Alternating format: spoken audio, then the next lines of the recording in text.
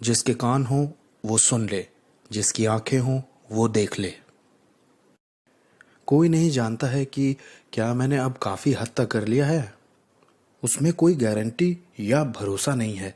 ये वाली गड़बड़ आपके दिमाग में हमेशा ही बनी रहती है मुसलमान होने पर।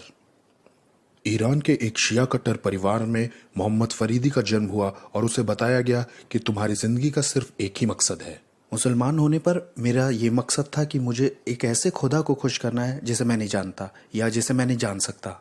तो जो कुछ भी मैंने किया या जो भी मैंने याद किया पढ़ा, वो इसलिए था कि ये मेरा मकसद पूरा हो, ताकि मैं उसे पसंद आ सकूं और उसकी मंजूरी पा सकूं।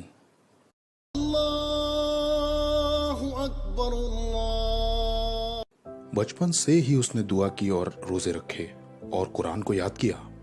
क्योंकि माना यह जाता है अगर आपने कुरान याद की है तो आप नर्क में नहीं जल सकते, क्योंकि कुरान की आयतें इटरनल हैं और पाक हैं। अगर आपने वो याद की हैं तो आपका मन नर्क में जल नहीं सकता। मुझ में हमेशा ये डर बना रहता था।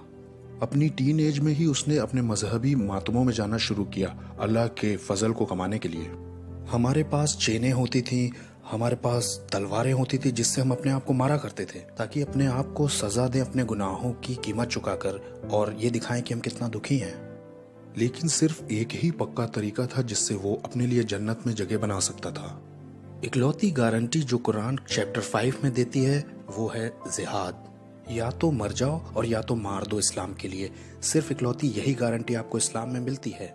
मोहम्मद को उम्मीद थी कि उसे ये मौका मिलेगा हाई स्कूल के बाद जो 2 साल की मिलिट्री सर्विस देनी होती है उसमें, लेकिन जंग कभी हुई ही नहीं। और जब उसका आर्मी करियर खत्म हुआ तो वो बहुत उदास हुआ और तिलमिला गया। मुझे पता था मुसलमान होने पर कि अगर मैं सुसाइड करता हूँ तो मैं जरूर नर्क में जाऊंगा। मैं इस वक्त भी जहन्नुम में हूँ और मरने के बाद भी जहन्नुम में जाऊंगा। तो ये मेरी उलझन थी, मैं इसमें फंसा था बहुत बुरी तरह से। और उसके बाद एक दिन वो अपने एक दोस्त से मिला जिससे वो हाई स्कूल के बाद नहीं मिला था, और तुरंत ही उसने महसूस किया कि उसमें कुछ अलग बात है। वो बहुत नर्म था और बहुत शांति उसमें थी। इस हद तक मैं परेशान हुआ कि मैंने उससे पूछा कि बात क्या है तुम्हारे अंदर आज, कुछ बहुत अलग है तुम्हारे अंदर आज। और तब उसने कहा कि मैं क्रिश्चियन बन गया हूँ। और तब वो समझाने लग गया कि खुदा कितना अच्छा है। उसने खुदा के प्यार के बारे में बात की कि कैसे उसका रिश्ता शुरू हुआ खुदा के साथ यीशु की वजह से, जिसने उसकी जिंदगी बदल दी। और मैंने अपने आप को डिफेंड करने की कोशिश की, मैंने उसे गलत साबित करने की कोशिश की। लेकिन 2 घंटे की एक बड़ी बहस के बाद जो कुछ मुझे इमाम ने मस्जिद में बताया था, मैं उस पर खड़ा नहीं रह सका। मेरे पास कुछ नहीं था जिस पर मैं खड़ा रह सकता हूँ एक मुसलमान होने पर, क्योंकि मैं खुदा को नहीं जानता था। लेकिन जिस तरह से मेरा दोस्त मुझे यीशु के बारे में बता रहा था, जैसे कोई अपने दोस्त के बारे में बात कर रहा हो या पर्सनल गाइड हो जिसे वो सचमुच जानता है, बेताबी की वजह से मैं घुटनों पर आया। मैंने उससे पूछा मुझे करना क्या होगा उसे पाने के लिए।